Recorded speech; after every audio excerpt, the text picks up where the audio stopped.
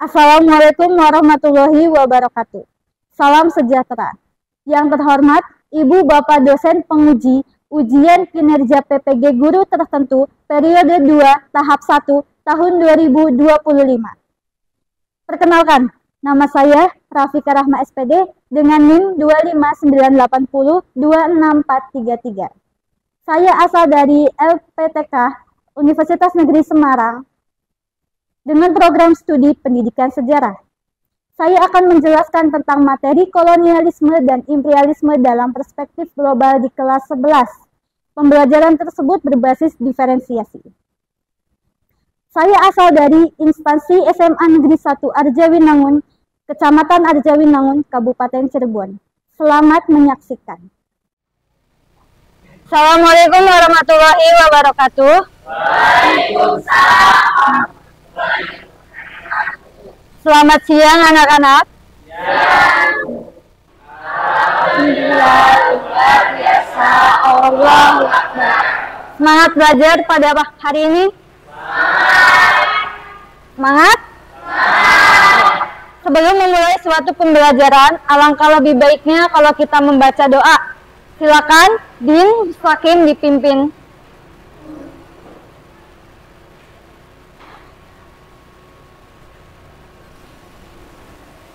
Kawan-kawan, sebelum mulai acara pada hari ini, kita berdoa mulai. Bismillahirrahmanirrahim. Wabil Islamiyya wa bi Muhammadin Rasulah Rabbi zidni ilman. Menumbuhkan rasa cinta tanah air kita terhadap bangsa Indonesia. Alangkah lebih baiknya kalau kita menyanyikan lagu wajib nasional. Silakan Safa menyanyikan lagu kebangsaan Indonesia Raya.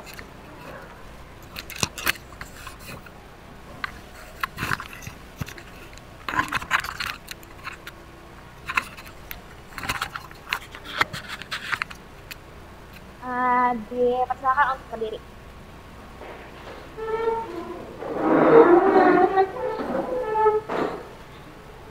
Hiduplah Indonesia Raya.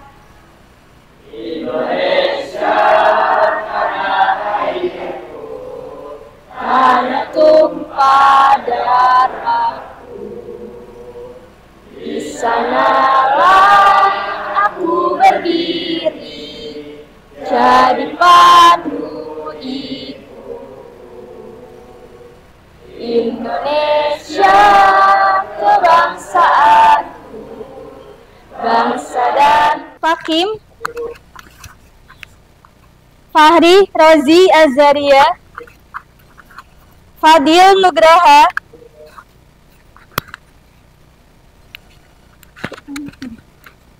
Safa Alfa Rizky Andita, Adila Fahda, Rini, Dini Andini, Muhammad Setio Agung Rizky, Rifani, Zalfa Ayu Sofi, Zaskia Noveliani, Mutia Fauzia, Rivaldi Ardiansyah. Kalian tahu apa itu rempah-rempah?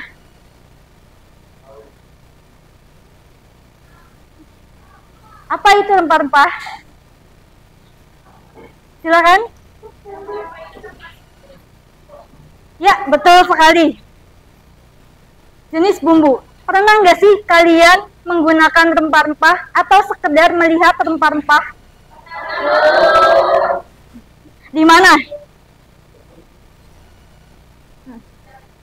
Oh ya. Ada lagi? Ya, betul sekali. Jadi kita pertahankan kelompok ini saja. Oke? Nah, di sini Ibu akan membagi ke 4 bumbu tersebut ya. Silakan kalian pilih.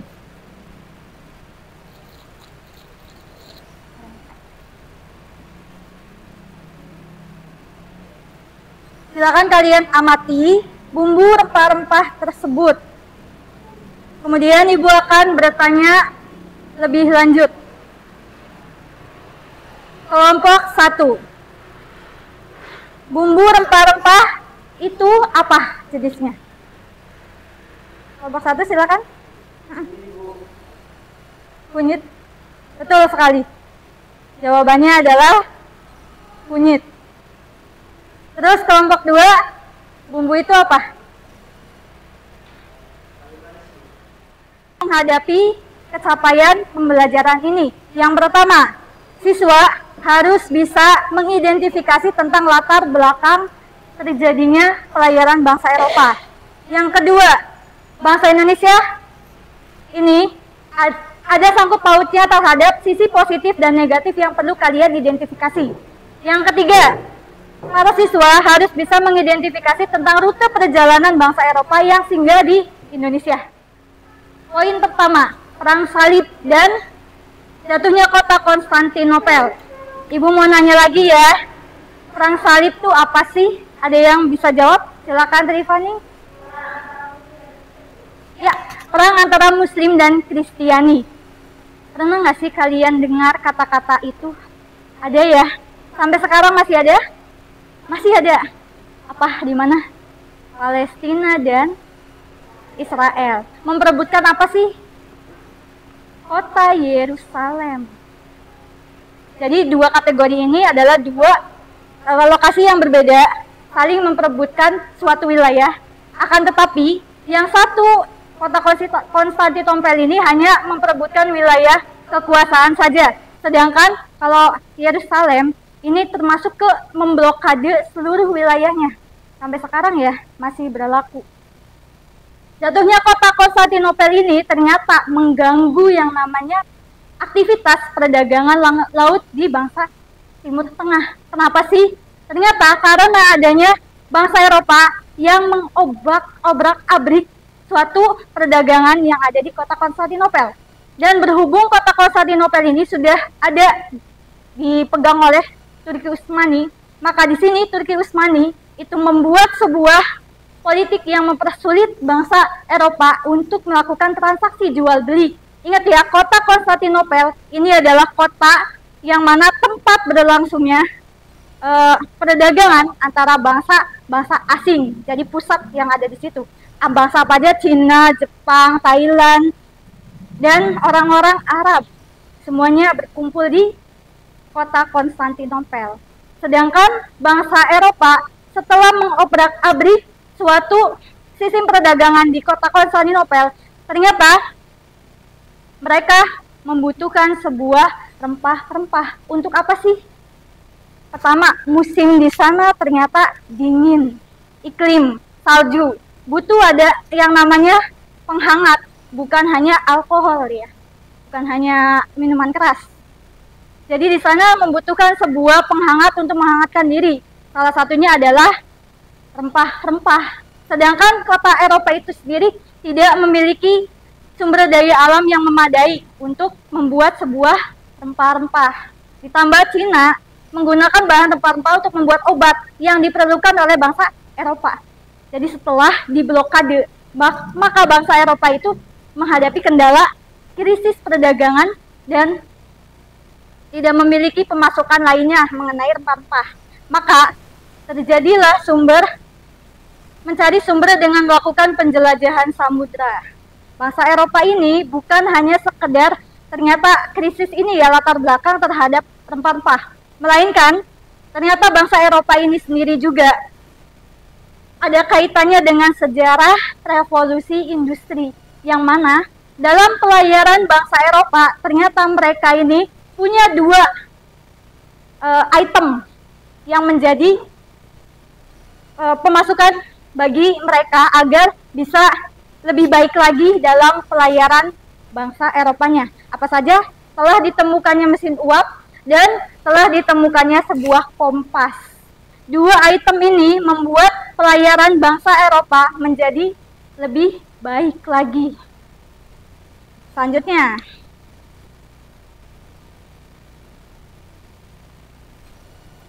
tujuan bangsa Eropa itu menjelajahi Asia atau seluruh dunia.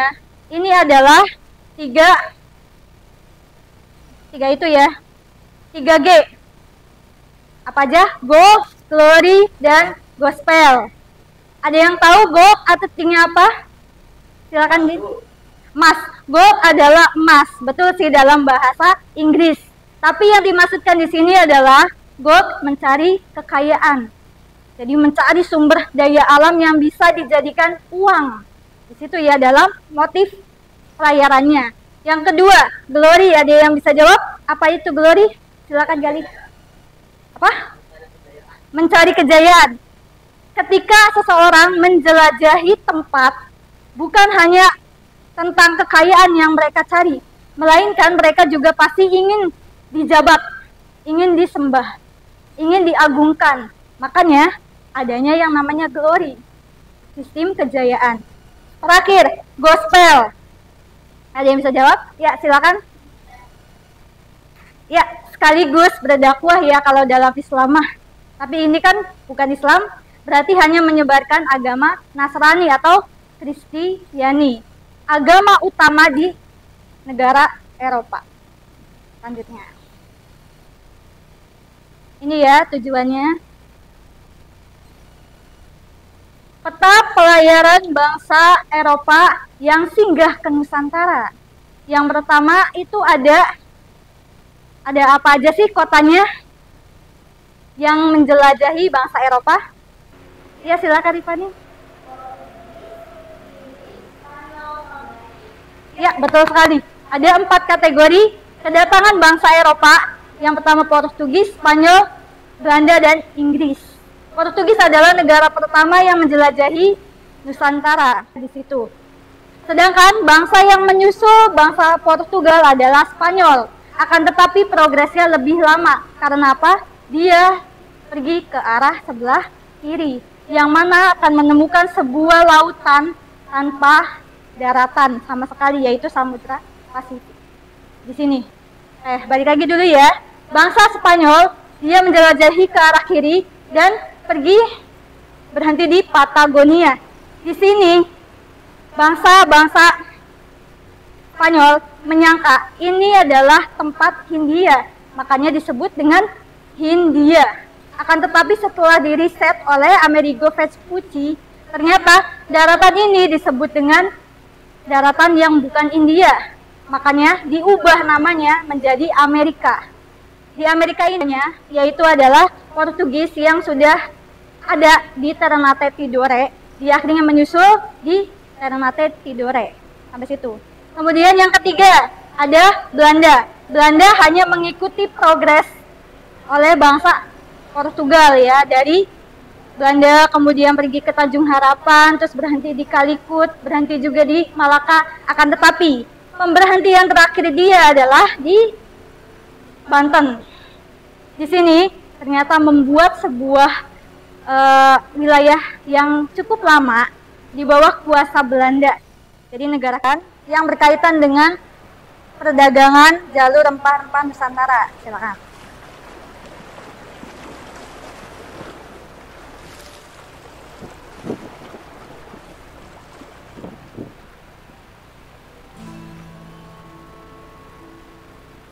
Ini adalah cerita tentang Indonesia di masa dahulu kala yang dikenal dengan nama Nusantara.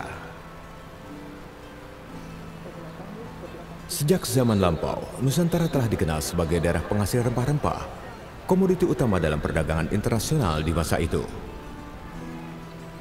Rempah-rempah telah lama digunakan penduduk Nusantara dan bangsa lain seperti bangsa Arab, India, Cina, dan Eropa untuk obat-obatan, sebagai bumbu masakan, dan pengawet makanan. Wilayah penghasil rempah di Nusantara dapat dibagi dalam 2 daerah produksi. Daerah pertama adalah di bagian timur, yaitu Kepulauan Maluku dan Kepulauan Banda, yang menghasilkan cengkeh dan pala. Sementara di wilayah barat, yang terdiri atas Pulau Sumatera, Jawa, dan Kalimantan sebagai daerah penghasil lada.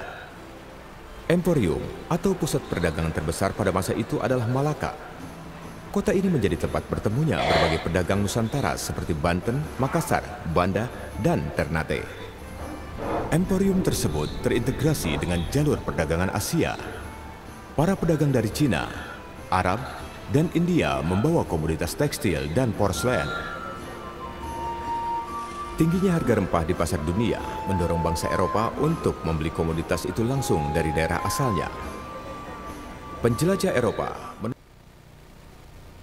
sedangkan imperialisme dia terbagi menjadi 3 bentuk kategori. Yang pertama imperialisme dari segi kultural. Dipencet dulu ya. Kedua imperialisme dari segi ekonomi, dan yang ketiga imperialisme dari segi militer. Dari segi kultural ternyata dominasi budaya bahasa dan nilai-nilai asing. Ada yang kenal imperialisme negara Inggris.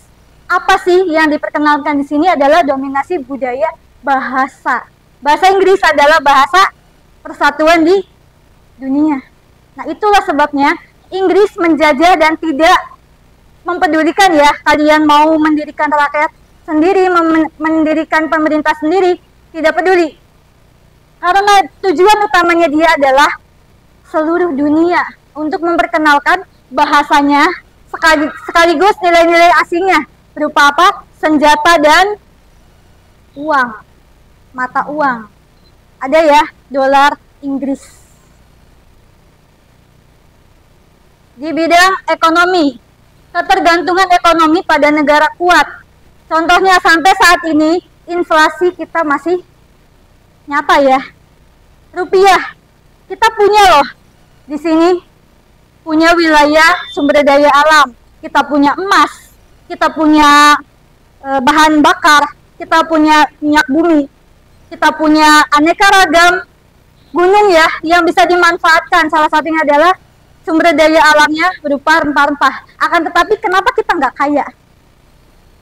Sedangkan negara Inggris hanya memberikan sebuah uang, hanya memamerkan uang, hanya memamerkan senjatanya dia. Ini senjata nih, maka kamu harus membelinya dengan harga yang selangit ya. Banyak dari sini, padahal kalau kita tidak mempedulikan posisi, mau dia punya senjata ataupun dia punya bahasa yang bagus, kita tidak mempedulikan itu, kita tetap pada wilayah Indonesia sendiri, kayaknya kita akan lebih kaya daripada mereka ya, karena kita punya sumber daya alam dari asalnya. Kalau di sana nggak ada, dia nggak punya apapun. Selanjutnya, dari segi militer ya tadi ya udah ibu bahas, kekuatan militer untuk mengendalikan wilayah lain. Salah satunya senjata atau tank, bom, dan PD yang akan ibu berikan nanti ke kalian. Itu kalian harus tahu dulu karakter-karakter yang akan kalian perankan itu masuknya ke dampak-dampak positif atau negatif. Sembari dikerjakan lembar ininya ya, LKPD-nya.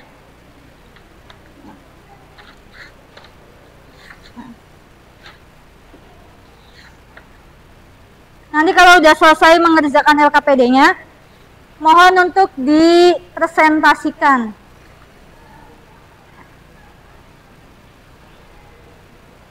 Kelompok 1 sudah siap?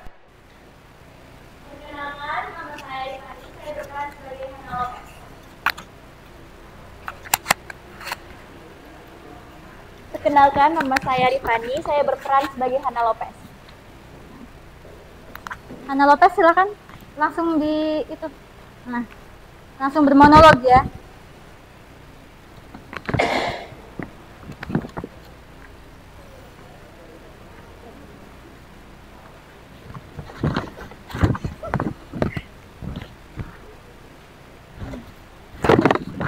Kami dari Portugis, kami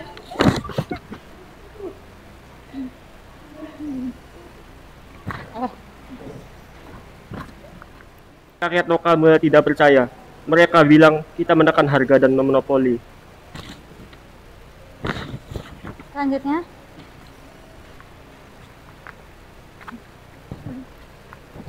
Perkenalkan, nama saya Rini, berperan sebagai tentara Tirka van Hoog.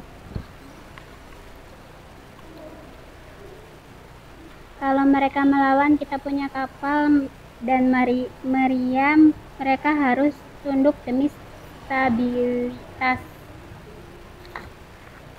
Perkenalkan, nama saya Zaskia Noveliani, saya berperan Sekretaris Peter. Laporan hari ini, kami menandatangani kontrak paksa dengan penguasa lokal untuk mengirim rempah tiap musim dengan harga yang kami tetapkan. Silakan, terima kasih. Open close. Silakan duduk kembali. Kelompok 3, silakan maju. LKPD sambil diisi ya.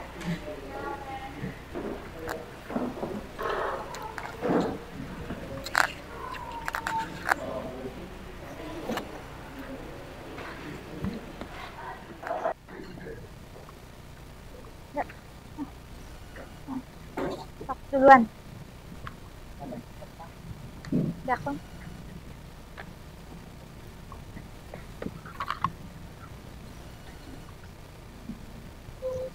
Perkenalkan, nama saya Galih Fitrah Fatahillah. Di sini saya berperan sebagai Raja Laode. Dulu mereka datang sebagai tamu. Kini mereka menentukan siapa yang boleh menjual, berapa harganya, dan kapan memetik panennya.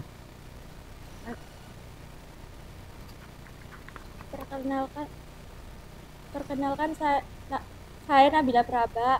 Saya berperan menjadi pemuda arti. Beri aku izin tuanku, aku dan pemuda lain siap melewati penjajahan ini. Perkenalkan, nama saya. Kalian diisi di akhir pembelajaran. Emotikon apa yang menggambarkan perasaan kalian dalam pembelajaran kali ini?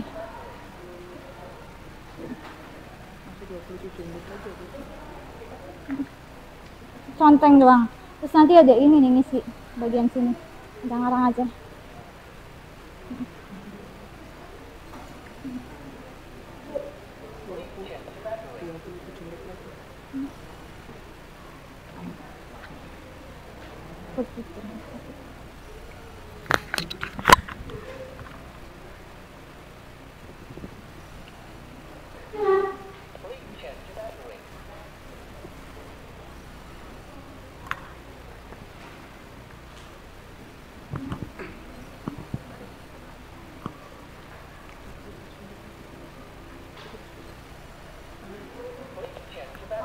Waktunya sudah habis. Silakan kalian presentasikan ya. Bagi yang belum, nanti silakan kalian diskusikan lagi ya.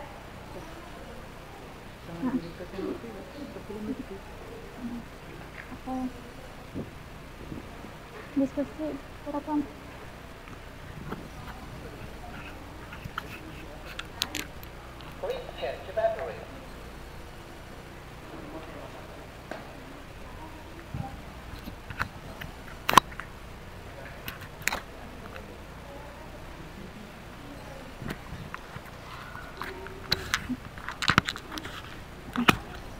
Itu kalian isi. Saya merasakan bagaimana rasanya dipaksa menjual hasil panen dengan harga murah. Tidak boleh memilih pembeli sendiri, bahkan harus melihat pohon-pohon rempah ditebang atas perintah penguasa asing. Bagaimana pengalaman ini membantumu memahami sejarah kolonialisme? Pengalaman bermain peran ini membuat saya lebih memahami bahwa kolonialisme bukan hanya soal penjajahan politik, tapi juga soal penindasan ekonomi dan hilangnya kedaulatan rakyat. Melalui peran, saya bisa merasakan langsung dampak nyata dari kolonialisme, seperti ketimpangan kekuasaan, eksploitasi sumber daya alam, dan rakyat diperlakukan hanya sebagai alat produksi, bukan sebagai pemilik hak. Sekian presentasi dari kami, kurang lebihnya mohon maaf. Wassalamualaikum warahmatullahi wabarakatuh. Kami dari kelompok 2 ingin apa ini? Apa? Dibilang dalam saya.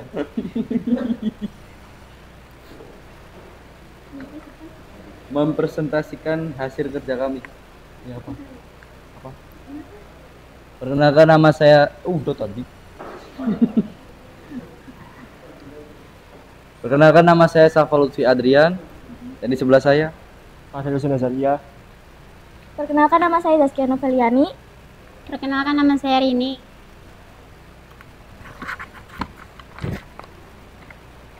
Pertanyaan diskusi, apa peran rempah-rempah dalam menarik bangsa Eropa ke Indonesia? Rempah-rempah seperti pala, cengkeh, dan lada menjadi komoditas paling berharga di Eropa. Pada masa itu, selain untuk bumbu masakan, rempah-rempah juga digunakan sebagai obat, pengawet makanan, dan simbol kemewahan karena Indonesia, khususnya Maluku, merupakan penghasil utama rempah dunia. Bangsa Eropa datang untuk menguasai sumbernya langsung demi keuntungan besar. 2. Bagaimana sistem perdagangan rempah? Kita belajar pentingnya keadilan dalam sistem ekonomi, bahwa perdagangan seharusnya memberi manfaat bagi semua pihak, bukan hanya yang kuat. Kita juga belajar bahwa ketergantungan dalam pihak asing bisa berbahaya jika kita tidak punya kendali atas sumber daya kita sendiri. Maka dalam dunia ekonomi saat ini, pelajaran utamanya adalah kelola sumber daya secara bijak, jaga kedaulatan ekonomi, dan pastikan rakyat sendiri yang paling merasakan manfaatnya.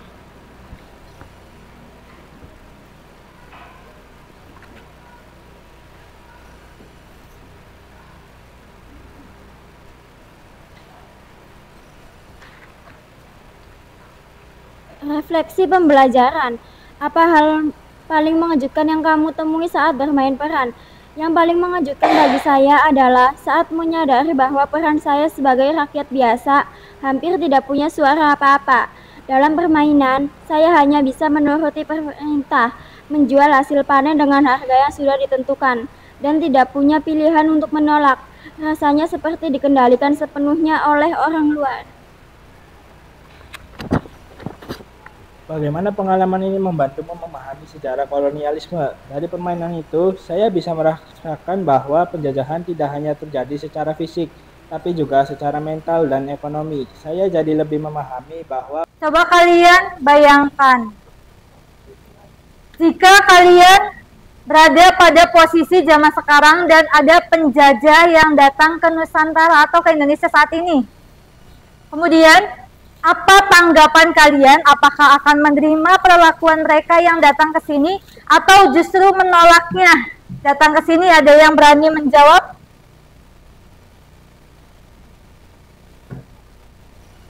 Ada yang berani menjawab? Saya, Bu. Ya, Rivaldi. Saya menolaknya, Bu, karena setiap warna asing pasti membela dan menyejahterakan negaranya sendiri, Bu. Terima kasih, jawabannya benar sekali. Ada lagi yang mau menambahkan atau menyanggahnya? Saya menerimanya, Bu, karena dengan akulturasi maka negara kita bisa lebih berkembang. Ya, terima kasih. Ada lagi yang mau menyanggah atau menerimanya? Ya. Saya menolaknya, Bu, karena penjajah cukup membuat resah dan hanya memanfaatkan sumber daya. Ya, terima kasih.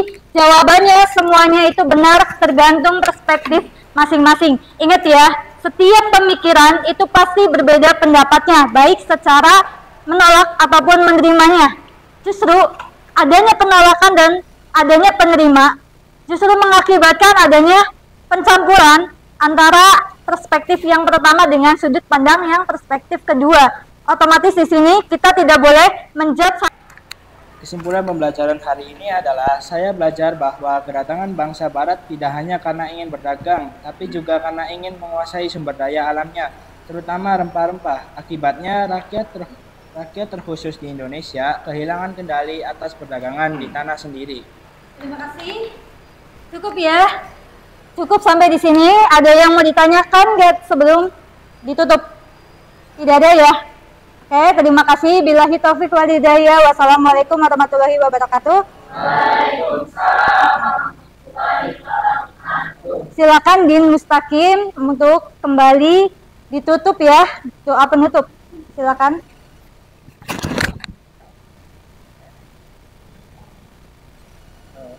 Mari kawan-kawan, sebelum pulang alangkah baiknya kita baca doa agar dapat mencapai tujuan. Berdoa, hormati, mulai.